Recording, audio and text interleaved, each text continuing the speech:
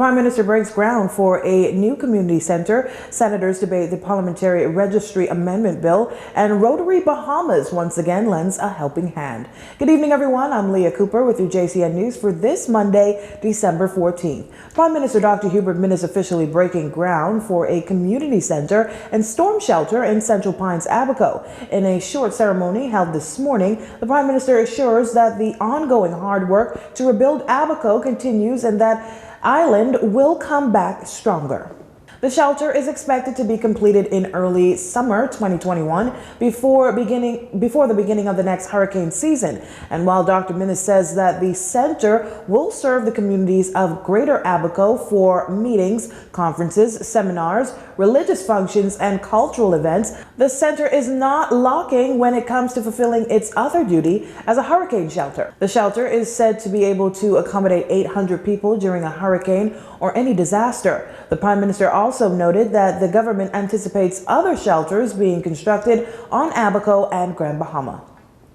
The Rehabilitation of Offenders Committee is currently focusing on young and first-time offenders.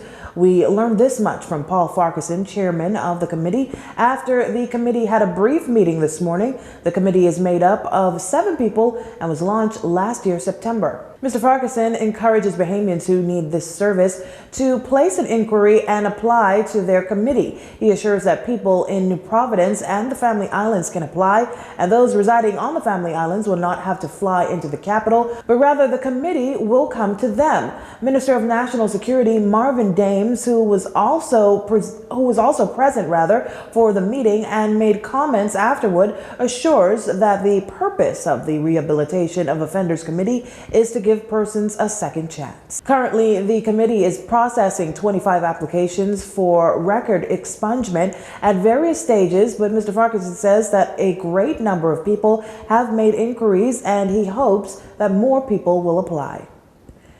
In our national COVID-19 news, cases for Saturday released by health officials yesterday, 15 cases in total recorded, 2 cases on New Providence, 8 on Grand Bahama, 2 on Abaco and Eleuthera, and 1 case on Exuma. 9 of the confirmed cases are males and 6 are females. These cases bring the active cases to 1,382, and of that number, 13 are hospitalized, 12 moderately ill, and 1 case in Doctors Hospital's intensive care unit, with 1 case recovering on Saturday. Total recovered cases stand at 6,070. 241 tests were also completed on Saturday, 217 negative results, 5 repeated tests, and 4 inconclusive results. 46,513 tests have been completed in total, and the death toll remains at 163.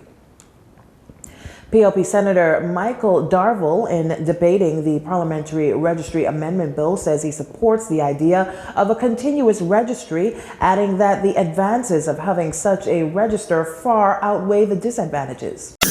Personally, I would support any well-thought-out amendments to the current Parliamentary Election Act that would make the registration of voters registration and voting process easier for Bahamians everywhere in the Bahamas, but specifically the elderly and the residents of the Family Island, who are sometimes placed at a great disadvantage in acquiring the supporting documents necessary in order to register to vote. We have seen it in the past. The AG has indicated the complications with people moving back and forth to ensure that we have a transparent process. And so a continuous register will definitely help us in the Commonwealth of the Bahamas, an archipelagic nation, to be able to do a better job to ensure that we have something that is, if not 99% accurate, we're aiming for 100%. Now, under the current system, each citizen is required to interface personally with parliamentary registration officials to communicate their details, including their current address. Under the proposed registry, officials will be required to make additions, deletions, and corrections to the registry using data gleaned from various databases in the country. However, he raises these challenges. The great challenge that we see on this side, and it is braced in threefold. 1, does the current Data Protection Act allow for the exchange of information between the quasi-government institutions such as national insurance? And if not, Will the government bring legislation to facilitate the exchange in time for the continuous register to be implemented? The reason why that's important is because I can distinctly remember when I sat on a committee and we tried to acquire information from National Insurance. We quickly found out that that was not a simple thing to do. And so we moved quickly to try to determine how we would do it. We indicated to the board that we would use cloud technology. And National Insurance bluntly said, no, this information is private, and by law, we have the ability to protect this information. And with the grace of God, we were able to negotiate and be able to come up with some sort of agreement with just the basic biometric information. Senator Darville also questioned if the databases used to update the registry are accurate.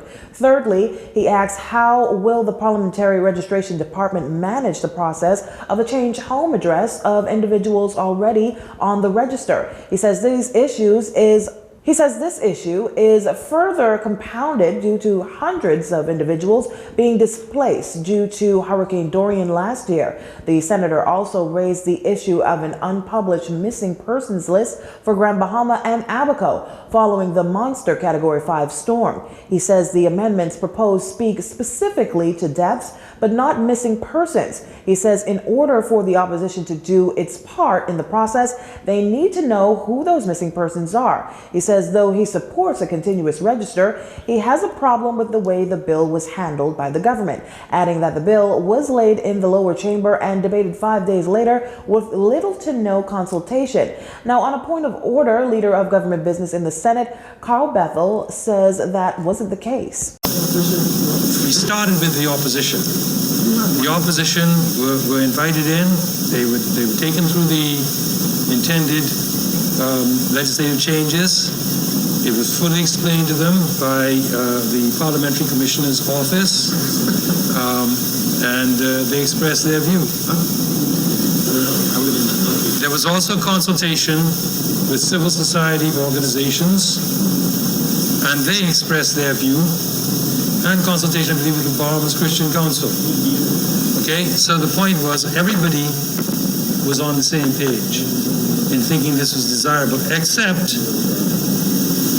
someone who spoke for members opposite at that time. There was wide consultation. Still, Senator Darville says the government could have done a better job. You're watching JCN News. Stay with us.